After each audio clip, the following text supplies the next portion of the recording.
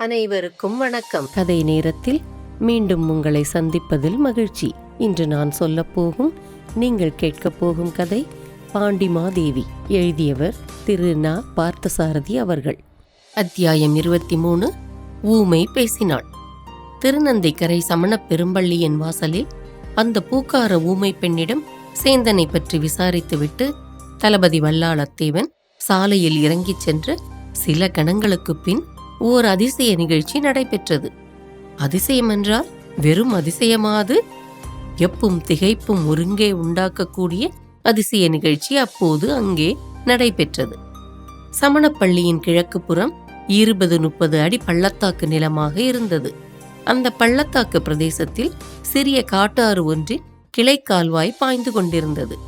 கால்வாய்க்கு அப்பால் சமவெளி நிலத்தில் நெடுந்தூரத்துக்கு நெடுந்தூரம் பாக்கு மரங்களும் தென்னை மரங்களும் அடர்த்தியாக வளர்ந்திருந்தன. பாக்கு மரங்களின் நுரலில் மினுமினுவென்று மின்னும் முக்கோண வடிவ பச்சை இலைகளும் கொத்து கொத்தாக மிளகு கொடிகளும் தழுவி படர்ந்திருந்தன. தளபதியின் தலை மேற்கே திருநந்திக்கரை சாலையின் திருப்பத்தில் மறைந்ததோ இல்லையோ தரையின் இடைவெளி தெரியாமல் படர்ந்து கிடந்த கீழ்ப்புறத்து பள்ளத்தின் பசுமையிலிருந்து 2 செந்நிற குதிரைகளும் ஒரு குட்டை மனித உருவமும் மெதுவாக வெளியேறி மேட்டுக்கு வந்தன. அந்த உருவமே நாராயணன் சேந்தன். அப்போதும் அந்த பூக்கார பெண்ணுடன் அவள் தந்தையும் அங்கேதான் உட்கார்ந்து கொண்டிருந்தார். என்ன ஆச்சரியம்! எந்த ஓர் அழகிய பெண்ணை பிறவி செவிடி என்றும் பிறவி ஊமை என்றும் தளபதி எண்ணி படைத்தவன் கைகளை தூற்றிக் கொண்டு போனானோ அந்த பெண் இப்போது நாராயணன் சேந்தனிடம் வாய் திறந்து பேசினாள். ஐயா, நீங்கள் கூறியபடியே அந்த மனிதரிடம் நடித்து ஏமாற்றி அனுப்பிவிட்டோம். நான் ஊமையாக நடித்து விட்டேன். என் தந்தையும் தமக்கு ஒன்றும் தெரியாதென்று பதில் சொல்லி அனுப்பிவிட்டார் என்று குயிலின் இனிமையும் யாழின் நளினமும் செறிந்த குரலில் நாராயணன் சேந்தனிடம் கூறினாள் அந்த பூக்கார பெண். மிகவும் நல்ல காரியம் செய்தீர்கள். உனக்கும் உன் தந்தைக்கும் நான் என் நன்றியை தெரிவித்துக் கொள்கிறேன் பெண்ணே என்று சொல்லிக்கொண்டே தன் இடுப்பு கச்சையை அவிழ்த்து 2 பொற்காசுகளை அந்த பெண்ணிடம் எடுத்து கொடுத்தான் நாராயணன் சேந்தன். வட்டமாக இருந்த அந்த காசுகளின் ஒரு புறம் மகர மீன் வடிவம், இன்னொரு புறம் யானையின் உருவம் அமைந்திருந்தன. பாண்டிய நாட்டில் பராந்தகனின் இறுதி காலத்தில் வெளியிடப்பெற்ற நாணயங்கள் அவை. காசுகளை பெற்றுக்கொண்டு மலர்ந்த முகத்தோடு கைகூப்பி வணங்கினாள் அவள். ஐயா, நீங்கள் அடிக்கடி இந்த பக்கம் குதிரையில் வந்து போக வேண்டும். உபசாரத்துக்காக சொல்கிறவனைப் போல கிழவன் இந்த வார்த்தைகளை சொன்னான். உடனே நாராயணன் சேந்தன் முகத்தில் குறும்பு மிளிர சிரித்து கொண்டே கிழவனையும் அவன் பெண்ணையும் பார்த்து, ஆஹா, அதற்கென்ன? அடிக்கடி வருவதற்கு தடையில்லை. ஆனால் அடிக்கடி என்னிடத்தில் 2 பொற்காசுகள் இருக்காதே என்று குத்தலாக ஒரு போடு போட்டுவிட்டு புறப்பட்டான். அவன் புறப்படுகிற சமயத்தில், கொஞ்சம் பூக்கள் தருகிறேன், உங்கள் இல்லத்துக்கு கொண்டு செல்லுங்கள் என்று கூறி பூக்களை அள்ளினாள் அவள். அதற்கு பயனே இல்லை, நான் இன்னும் ஒற்றை கட்டைதான் என்று கூறி நகைத்தான் நாராயணன் சேந்தன். இன்னுமா உங்களுக்கு திருமணமாகவில்லை என்று கிழவர் வியப்புடன் அவனை வினவினார். ஐயா கிழவரே, உங்க மகளை போல ஒரு அழகான நல்ல பெண் கிடைக்கிறவரை திருமணமே செய்து கொள்றதில்லன்னு கங்கணம் கட்டிட்டு இருக்கேன் என்று சொல்லிக்கொண்டே ஓரக்கண்ணால் அந்த பூக்கார பெண்ணை நோக்கினான். அவள் தலையை குனிந்து கொண்டாள். வருகிறேன் பெரியவரே என்று ஒரு குதிரையில் ஏறிக்கொண்டு இன்னொன்றின் கடிவாள கயிற்றை பிடித்தவாறே பக்கத்தில் நடத்தி கொண்டு புறப்பட்டான் சேந்தன். வந்த வழியை திரும்பி சென்று முன்பு எந்த சாலையில் பரளியாற்று வெள்ளத்தினால் உடைப்பு ஏற்பட்டிருப்பதாக தளபதியிடம் சொல்லி அவனை சுற்று வழியில் இழுத்தடித்தானோ அதே சாலையில்தான் இப்போது சென்றான் சேந்தன். கூற்றத்தலைவர் கூட்டத்து நிகழ்ச்சிகளில் கலந்து கொள்வதற்காக சேந்தனும் அரண்மனைக்கு போகிறான் போலிருக்கிறது. போகட்டும், அவனுக்கு முன்பே நேயர்களை அரண்மனைக்கு அழைத்து கொண்டு போய் அங்கு நடக்கும் விறுவிறுப்பான நிகழ்ச்சிகளை காண்பித்துவிட விரும்புகிறேன் நான். திருநந்தைக்கரை சமணப்பள்ளியில் சேந்தனால் ஏமாற்றப்பட்டு மனம் சோர்ந்து கால்நடையாக கிளம்பிய தளபதி வல்லாளத்தேவனும் ஏமாற்றிவிட்டு குதிரையில் கிளம்பிய சேந்தனும் புறத்தாய நாட்டு அரண்மனைக்கு வந்து சேர வெகு நேரம் ஆகுமாகையால் நாம் முந்திக் கொண்டு விடலாம், திரையை அகற்றி விடுங்கள் என்று மகாமண்டலேஸ்வரர் கூறியவுடனே திரைக்கு பின்னாலிருந்து ஆள் நடந்து செல்லும் அரவம் கேட்டதும் அங்கே கூடியிருந்த அத்தனை பேரும் பரபரப்படைந்தார்கள். பிடி பிடி யாராயிருந்தாலும் ஓடி தப்பிவிடக்கூடாது என்று அங்கிருந்த காவல் வீரர்களை பார்த்து கூச்சலிட்டார் மகாமண்டலேஸ்வரர்.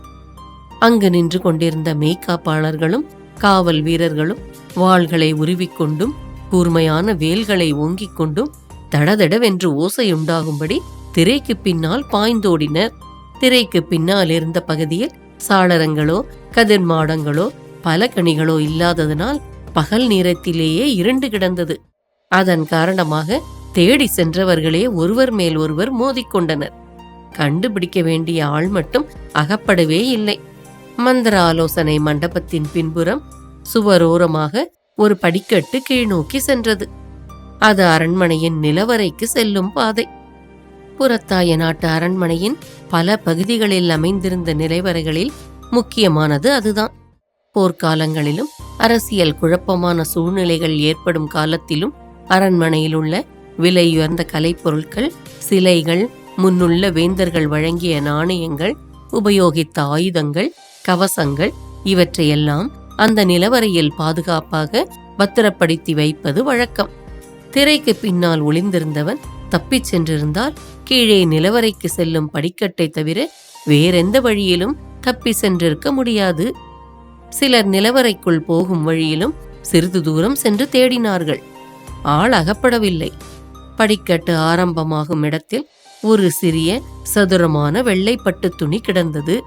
அதை எடுத்துக்கொண்டு போய் மகாமண்டலேஸ்வரரிடம் கொடுத்தார்கள். ஆள் அகப்படவில்லையா என்று சினம் பொங்கும் குரலில் அதட்டி கேட்டார் அவர். நிலவறைக்குள் போய் தப்பிச் சென்றிருக்கலாம் என்று தோன்றுகிறது. படி இறங்கும் வழியில் இந்த பட்டு துணி கிடைத்தது என்று சொல்லி துணியை அவரிடம் கொடுத்தார்கள். தேடிச் சென்று திரும்பியவர்கள் உடனே ஓடிப்போய் கீழே நிலவறைக்கு இறங்கும் வழியின் கதவை அடைத்து முன்புறமாக தாழிட்டு விடுங்கள் என்று கூறி அவர்களை மறுபடியும் துரத்தினார் மகாமண்டலேஸ்வரர்.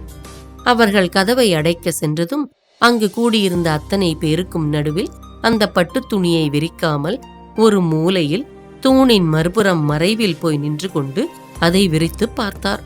பயமும் கலவரமும் அடைந்து பீதியின் நிழல் பதிந்த முகங்களால் ஒருவரை ஒருவர் பார்த்து கொண்டு மகாராணியாரும் கூற்றத் தலைவர்களும் மந்திர ஆலோசனை மண்டபத்து இருக்கைகளில் வீற்றிருந்தனர். மெய்காப்பாளர்களும் வீரர்களும் நிலவறைக்கு செல்லும் வழியை அடைப்பதற்காக அதன் கனமான பெரிய மரக்கதவை இழுத்து மூடும் ஓசை மண்டபம் எங்கும் எதிரொலித்தது.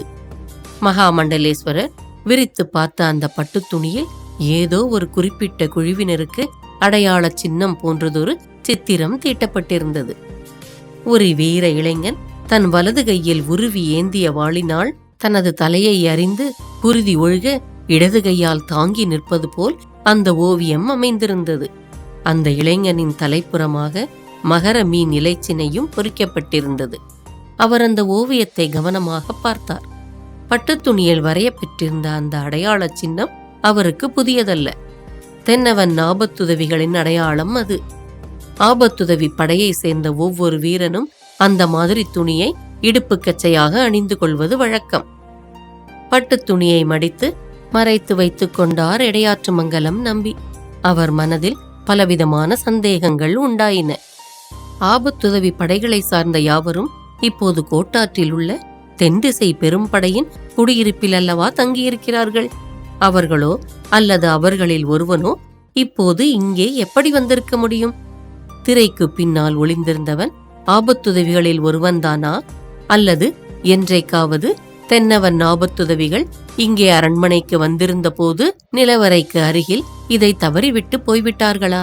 இந்த பொருள் நிலவறைக்கு அருகில் கிடந்ததனால் மட்டும் நாம் ஆபத்துதவிகளின் மேல் சந்தேகப்பட்டு விடுவதற்கில்லை. வேறு எவனாவது நம்முடைய பகைவர்களின் கையாளாகிய ஒற்றன் வந்து ஒட்டு கேட்டுவிட்டு போயிருக்கலாம். நாம் இந்த துணி ஒன்றை மட்டும் சான்றாக கொண்டு யாரையும் குற்றவாளியாக முடிவு செய்து விடுவதற்கு இயலாது என்று சிந்தித்து முடிவு செய்து கொண்டார் மகாமண்டலேஸ்வரர். அவர் தூண் மறைவிலிருந்து மறுபடியும் மந்திர ஆலோசனை மண்டபத்தின் நடுவில் வந்து நின்றபோது அவருடைய உத்தரவுப்படியே நிலவர கதவை அடைத்து விட்டதாக வீரர்கள் வந்து கூறினார்கள். எல்லோருடைய கண்களும் அவருடைய முகத்தையே கூர்ந்து பார்த்து கொண்டிருந்தது. சந்தேகப்பட்டு கொண்டே இந்த இடத்தில் கூட்டத்தை நடத்தக்கூடாது. அவசியமானால் நிலவரையை திறந்து தீபங்களோடு உள்ளே சென்று தேடி பார்த்து விடலாம்.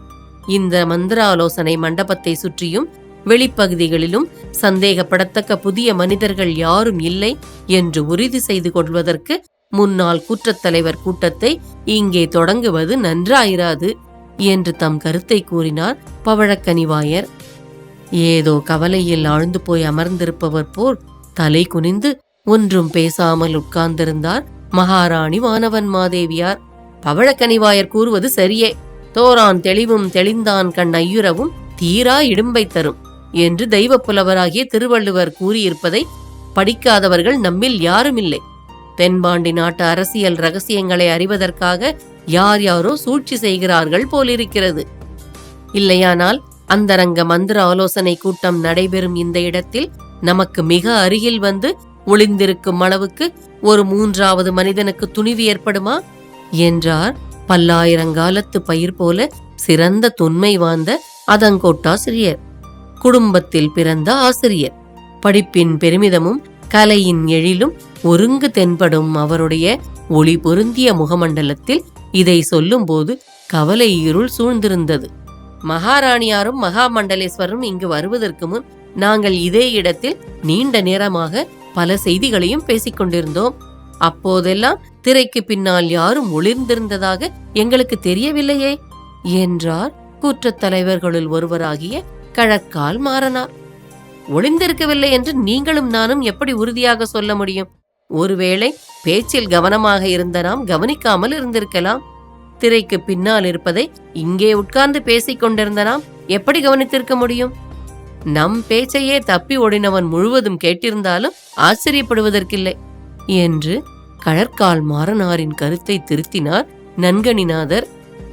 இந்த மந்திர ஆலோசனை கூட்டத்தை இவ்வளவு நடந்த பின்பும் இன்றே நிகழ்த்துவானேன், நாளைக்கு தள்ளி வைத்து விடலாமே என்றார் அதுவரை ஒன்றும் பேசாமல் சிந்தனையில் ஆழ்ந்திருந்த வானவன் மாதேவியார். ஆம், அப்படி செய்வதுதான் நல்லது என்ற குரல் எல்லோருடைய வாயிலிருந்தும் ஒலித்தது. ஆனால் மகாமண்டலேஸ்வரரான இடையாற்றுமங்கலம் நம்பி மட்டும் வாயை திறக்கவே இல்லை. அவருடைய மௌனத்தை மகாராணி கவனித்து விட்டார். மகாமண்டலேஸ்வரருடைய கருத்து என்னவோ என்று மெல்ல கேட்டார் மகாராணி. கூட்டத்தை இன்றே நடத்திவிட வேண்டும் என்பதுதான் என் கருத்து. வேண்டுமானால் இந்த இடத்தில் நடத்தாமல் வேறோரிடத்தில் நடத்தலாம். இன்றைக்கு என்று குறிப்பிட்ட கூட்டத்தை இன்றே நடத்தாமல் போவதனால் எத்தனையோ புதிய தொல்லைகள் உண்டாகலாம் என்று அவர் மறுமொழி கூறிய போது அதில் தீர்மானமான பிடிவாதம் ஒலித்தது.